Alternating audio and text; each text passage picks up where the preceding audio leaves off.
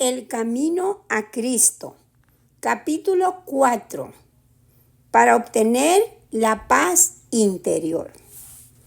El que encubre sus pecados no prosperará, mas el que los confiese y se aparta alcanzará misericordia. Las condiciones indicadas para obtener la misericordia de Dios son sencillas, justas y razonables.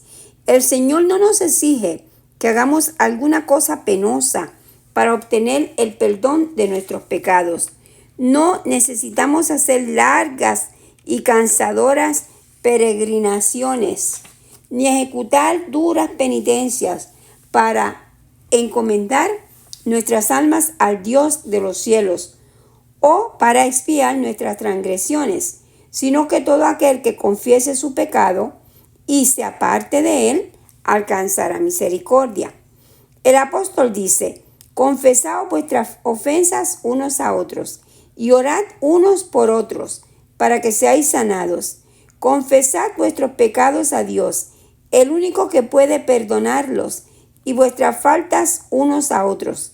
Si has dado motivo de ofensa a tu amigo o vecino, debes reconocer tu falta y es su deber perdonarte con buena voluntad.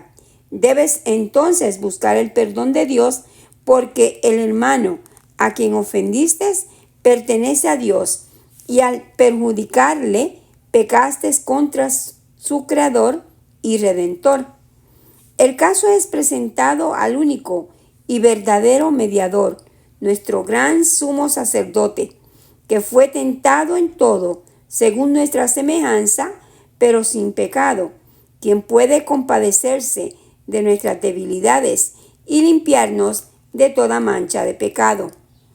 Los que no han humillado su alma delante de Dios, reconociendo su culpa, no han cumplido todavía la primera condición de la aceptación. Si no hemos experimentado ese arrepentimiento del cual nadie debe arrepentirse, y no hemos confesado nuestros pecados con verdadera humillación del alma y quebrantamiento del espíritu, aborreciendo nuestra iniquidad, no hemos buscado verdaderamente el perdón de nuestros pecados, y si nunca lo hemos buscado, no hemos encontrado la paz de Dios. La única razón por la cual no obtenemos la remisión de nuestros pecados pasados es que no estamos dispuestos a humillar nuestro corazón ni a cumplir las condiciones que impone la palabra de verdad. Se nos dan instrucciones explícitas tocante a este asunto. La confesión de nuestros pecados, ya sea pública o privada, debe ser de corazón y voluntaria. No debe ser arrancada al pecador. No debe hacerse de un modo ligero y descuidado, o exigirse de aquellos que no tienen una comprensión real del carácter aborrecible del pecado. La confesión que brota de lo íntimo del alma sube al Dios de piedad infinita. El salmista dice: cercano está Jehová a los quebrantados de corazón y salva a los contritos de espíritu. La verdadera confesión es siempre de un carácter específico y reconoce pecados particulares. Pueden ser de tal naturaleza que solo puedan presentarse delante de Dios. Pueden ser males que deban confesarse individualmente a los que hayan sufrido daño por ellos. Pueden ser de un carácter público y en ese caso deberán confesarse públicamente. Pero toda confesión debe hacerse en forma definida y directa para reconocer los pecados de los que uno sea culpable. En los días de Samuel, los israelitas se alejaron de Dios. Estaban sufriendo las consecuencias del pecado, pues habían perdido su fe en Dios, el discernimiento de su poder y de su sabiduría para gobernar a la nación, y no confiaban en la capacidad del Señor para defender y vindicar su causa. Se apartaron del gran gobernante del universo, y desearon ser gobernados como las naciones que los rodeaban. Antes de encontrar paz, hicieron una confesión explícita, porque a todos nuestros pecados hemos añadido este mal de pedir rey para nosotros. Tenían que confesar el preciso pecado del cual se habían hecho culpables. Su ingratitud oprimía sus almas y los separaba de Dios.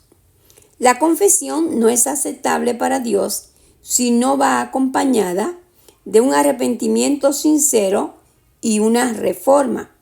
Debe haber cambios decididos en la vida. Todo lo que ofenda a Dios debe dejarse.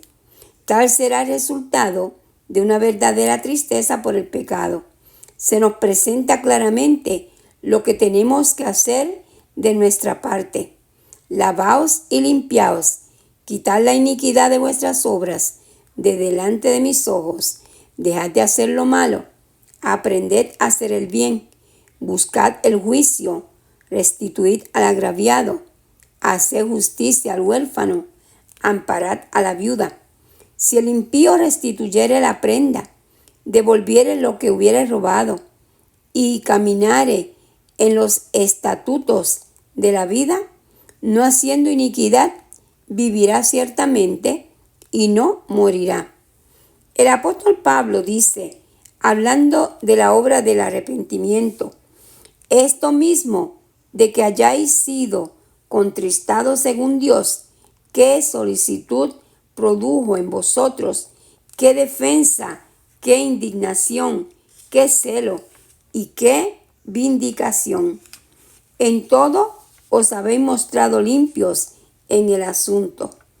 Una vez que el pecado amortiguó la percepción moral, el que obra mal no discierne los defectos de su carácter, ni comprende la enormidad del mal que ha cometido, y a menos que ceda al poder convincente del Espíritu Santo, permanecerá parcialmente ciego con respecto a su pecado. Sus confesiones no son sinceras ni provienen del corazón. Cada vez que reconoce su maldad, añade una disculpa de su conducta al declarar que si no hubiese sido por ciertas circunstancias, no habría hecho esto o aquello que se le reprocha. Después que Adán y Eva hubieron comido de la fruta prohibida, los embargó un sentimiento de vergüenza y terror. Al principio solo pensaban en cómo podrían excusar su pecado y escapar a la temida sentencia de muerte. Cuando el Señor les habló tocante a su pecado, Adán respondió echando la culpa en parte a Dios y en parte a su compañera. La mujer que me diste por compañera me dio del árbol y yo comí. La mujer echó la culpa a la serpiente, diciendo, la serpiente me engañó y comí. ¿Por qué hiciste la serpiente? ¿Por qué hiciste la serpiente? ¿Por qué le permitiste que entrase en el Edén? Esas eran las preguntas implicadas en la excusa que dio por su pecado, y de este modo hacía a Dios responsable de su caída. El espíritu de justificación propia tuvo su origen en el padre de la mentira y lo han manifestado todos los hijos e hijas de Adán. Las confesiones de esta clase no son inspiradas por el Espíritu Divino y no serán aceptables para Dios. El arrepentimiento verdadero induce al hombre a reconocer su propia maldad sin engaño ni hipocresía, como el pobre publicano que no osaba ni aún alzar los ojos al cielo exclamara, Dios, ten misericordia de mí, que soy pecador. Y los que reconozcan así su iniquidad serán justificados, porque el Señor Jesús presentará su sangre en favor del alma arrepentida. Los ejemplos de arrepentimiento y humillación genuinos que da la palabra de Dios revelan un espíritu de confesión que no busca excusas por el pecado ni intenta su justificación propia. El apóstol Pablo no procuraba defenderse, sino que pintaba su pecado con sus colores más oscuros y no intentaba atenuar su culpa. Dijo, lo cual también hice en Jerusalén. Yo encerré en cárceles a muchos de los santos, habiendo recibido poderes de los principales sacerdotes, y cuando los mataron, yo di mi voto, y muchas veces castigándolos en todas las sinagogas, los forcé a blasfemar, y enfurecido sobremaneras contra ellos, los perseguí hasta en las ciudades extranjeras. Sin vacilar declaró, Cristo Jesús vino al mundo para salvar a los pecadores, de los cuales yo soy el primero. El corazón humilde y quebrantado, enternecido por el arrepentimiento genuino, apreciará algo del amor de Dios y del costo del Calvario. Y como el Hijo se confiesa a un Padre amoroso, así presentará el que esté verdaderamente arrepentido todos sus pecados delante de Dios. Y está escrito, si confesamos nuestros pecados, Él es fiel y justo para perdonar nuestros pecados y limpiarnos de toda maldad.